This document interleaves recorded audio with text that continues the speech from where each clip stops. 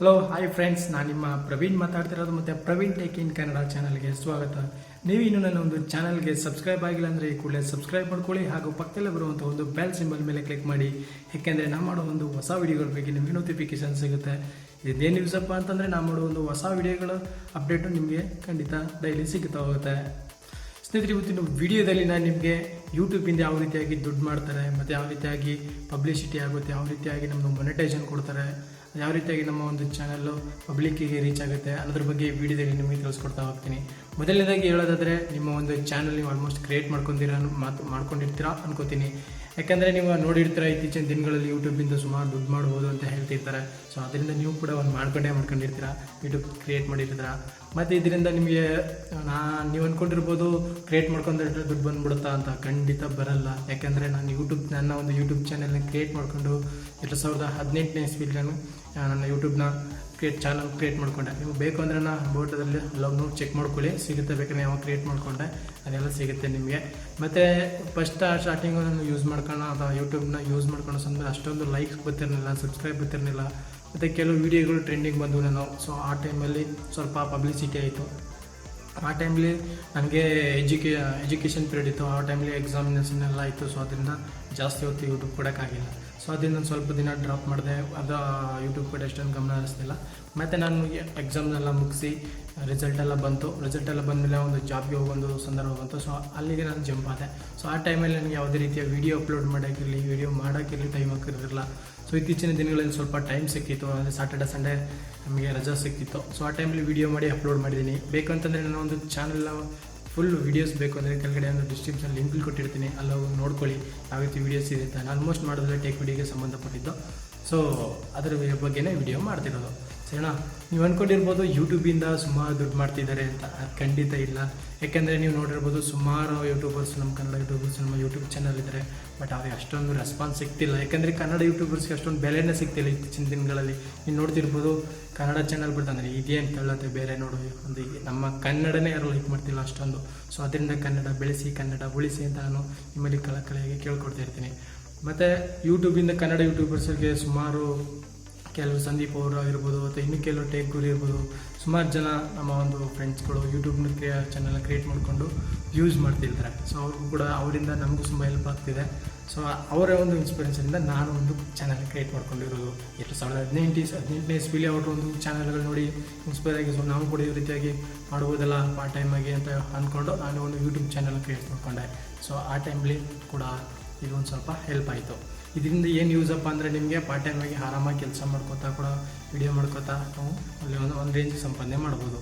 But video ಆಗ್ತಿರ್ಲಿ ದುಡ್ಡು ಬರುತ್ತೆ ಅಂದ್ಕೊಳ್ಳೋದು ತಪ್ಪು. ಯಾಕಂದರೆ ಮ್ಯಾಕ್ಸಿಮಮ್ 1000 ಸಬ್ಸ್ಕ್ರೈಬರ್ ಇರಬೇಕು, ಮತ್ತು 4000 ಟೈಮ್ಸು ವಿಡಿಯೋ ವಾಚಿಂಗ್ ಅವರ್ಸ್ ಆಗಿರಬೇಕು. ಆವಾಗ ಮಾತ್ರ ನಮ್ಮ ಚಾನಲ್ಗೆ ಮೊನೆಟೈಸೇಷನ್ ನಮ್ಮ ಒಂದು ಆಪ್ಷನ್ ಕೊಡ್ತಾರೆ. ಆವಾಗ ಹಾಡುಗಳು ಬರ್ತಾ ಹೋಗುತ್ತೆ. ಅಂದರೆ ನೋಡ್ತಿರ್ತಾರಲ್ಲ, ಯೂಟ್ಯೂಬ್ ಒಂದು ವಿಡಿಯೋ ಬಂತು ಅಂತಂದರೆ ಅದ್ರ ಕೆಳಗಡೆ ಯಾವುದೋ ಒಂದು ಅಡ್ವರ್ಟೈಸ್ ಶೋ ಹೋಗ್ತಾ ಇರುತ್ತೆ. ಅದು ವಿಡಿಯೋ ಮುಂಚೆನೇ ಸ್ಕಿಪ್ ಒಂದು ಬಟನ್ ಆಪ್ಷನ್ ಇರುತ್ತೆ, ಅದಕ್ಕೆ ಮುಂಚೆ ಒಂದು ವಿಡಿಯೋ ಶೋ ಹೋಗ್ತಾ ಇರುತ್ತೆ.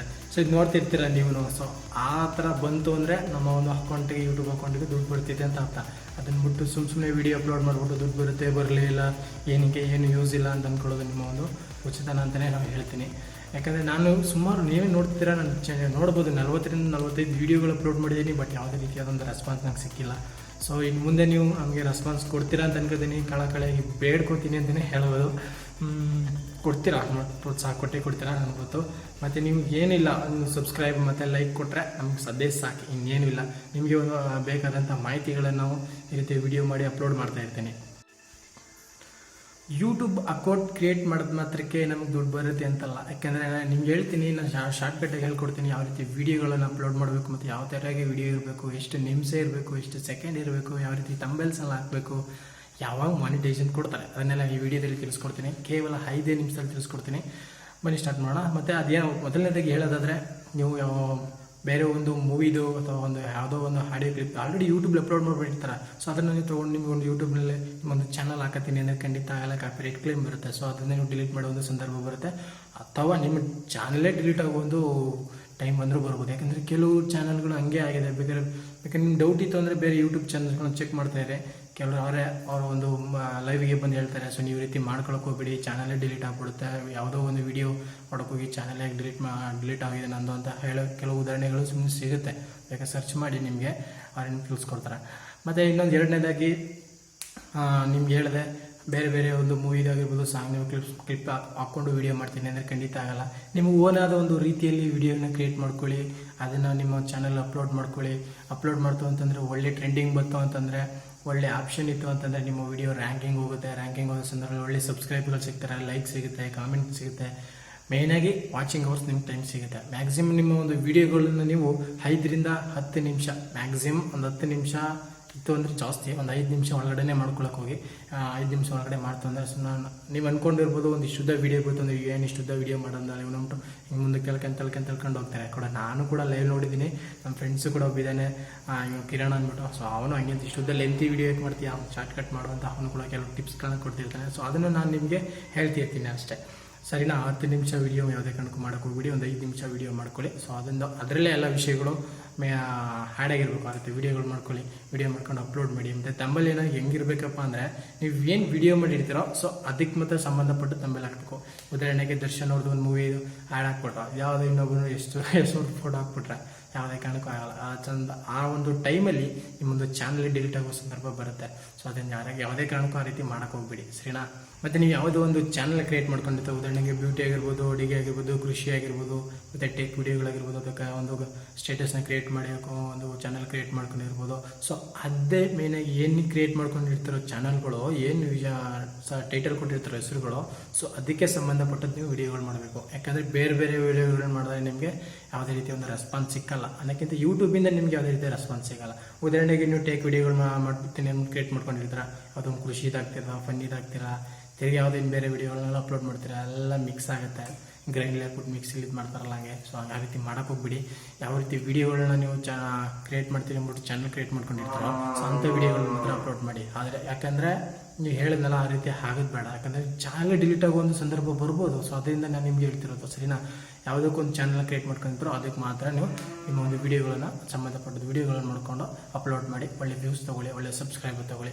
ಮತ್ತು ನಿಮ್ಗೆ ಏನಾದ್ರು ಡೌಟ್ಸ್ ಇತ್ತು ಅಂದರೆ ಒಂದು ಕಮೆಂಟ್ ಬಾಕ್ಸಲ್ಲಿ ಕಮೆಂಟ್ ಮಾಡಿ. ಮತ್ತು ಸರ್ ನೀವು ಈ ರೀತಿಗೆ ಸಂಬಂಧಪಟ್ಟದ ಒಂದು ವಿಷಯ ಇಟ್ಕೊಂಡು ಮಾತಾಡಿ ಅನ್ನೋ ಒಂದು ಟೈಟಲ್ ಕೊಟ್ಟರೆ ನೀವು, ಸೊ ಅದ್ರ ಬಗ್ಗೆ ನಾನು ವಿಡಿಯೋ ಮಾಡಿ ಅಪ್ಲೋಡ್ ಮಾಡ್ತಿರ್ತೀನಿ. ಸೊ ಕೆಲವರು ನನ್ನ ಒಂದು ಚಾನಲ್ ಫಸ್ಟ್ ಟೈಮ್ ನೋಡ್ತಿರಲ್ಲ, ಅವಾಗ ಒಂದು ಸ್ವಲ್ಪ ಟ್ರೆಂಡಿಗಿದ್ದಾಗ ಅವರೇ ಆಪ್ಷನ್ ಕೊಡ್ತೀವಿ, ಸರ್ ಇದು ಟ್ರೆಂಡಿಗಿದೆ ಮಾಡಿ, ಚೆನ್ನಾಗಿದೆ, ಇದ್ರ ಬಗ್ಗೆ ತಿಳಿಸ್ಕೊಡಿ ನಮಗೂ ಕೂಡ, ನೀವು ಕನ್ನಡದಲ್ಲಿ ಚೆನ್ನಾಗಿ ಮಾತಾಡ್ತೀರಾ, ಇಂಗ್ಲೀಷ್ ಅಷ್ಟೊಂದು ಯೂಸ್ ಮಾಡಲ್ಲ ಅಂತ ಹೇಳಿದರು. ಸೊ ನಾನು ಫಸ್ಟ್ ಸ್ಟಾರ್ಟಿಂಗಿಂದ ಯೂಸ್ ಮಾಡ್ತಿದ್ದಾಗ ಅವರ ಒಂದು ರಿಕ್ವೆಸ್ಟ್ ಮೇರೆಗೆ ನಾನು ವೀಡಿಯೋಗಳನ್ನ ಸೆಲೆಕ್ಟ್ ಮಾಡಿ ವೀಡಿಯೋಗಳನ್ನ ನಾನೇ ಕ್ರಿಯೇಟ್ ಮಾಡಿಕೊಂಡು ಓನಾಗಿ ನಿಂತ್ಕೊಂಡು ಲೈವ್ಲಾಗಿ ನಿಂತು ರೆಕಾರ್ಡ್ ಮಾಡಿ ಹಾಕಿದ್ದೀನಿ. ಸೊ ನಿಮ್ಗೇನಾದರೂ ಆ ರೀತಿ ಅನಿಸಿತು, ಈ ಒಂದು ಟಾಪಿಕ್ ಇಟ್ಕೊಂಡು ವೀಡಿಯೋ ಮಾಡಬೇಕಿತ್ತು ಸರ್ ನೀವು ಅಂತ ನಿಮ್ಗೆ ಅನಿಸಿದ್ರೆ ದಯವಿಟ್ಟು ಕಮೆಂಟ್ ಬಾಕ್ಸ್ನಲ್ಲಿ ಕಮೆಂಟ್ ಮಾಡಿ. ನಾನು ಯಾವಾಗಲೂ ಕೂಡ ರೆಡಿ ಇರ್ತೀನಿ, ಸಾಧ್ಯವಾದಷ್ಟು ವೀಡಿಯೋನ ಮಾಡಿ ನನ್ನ ಒಂದು ಚಾನಲ್ಗೆ ಅಪ್ಲೋಡ್ ಮಾಡ್ತಿರ್ತೀನಿ, ಸರಿನಾ? ಇನ್ನೇನಾದ್ರು ಡೌಟ್ ಇತ್ತು ಅಂದರೆ ನಾನು ಕಮೆಂಟ್ ಬಾಕ್ಸಲ್ಲಿ ಕಮೆಂಟ್ ಮಾಡಿ. ಮತ್ತು ನಾನೊಂದು ಚಾನಲ್ಗೆ ಸಬ್ಸ್ಕ್ರೈಬ್ ಆಗಿಲ್ಲ ಅಂದರೆ ಈ ಕೂಡಲೇ ಸಬ್ಸ್ಕ್ರೈಬ್ ಮಾಡ್ಕೊಳ್ಳಿ. Thank you.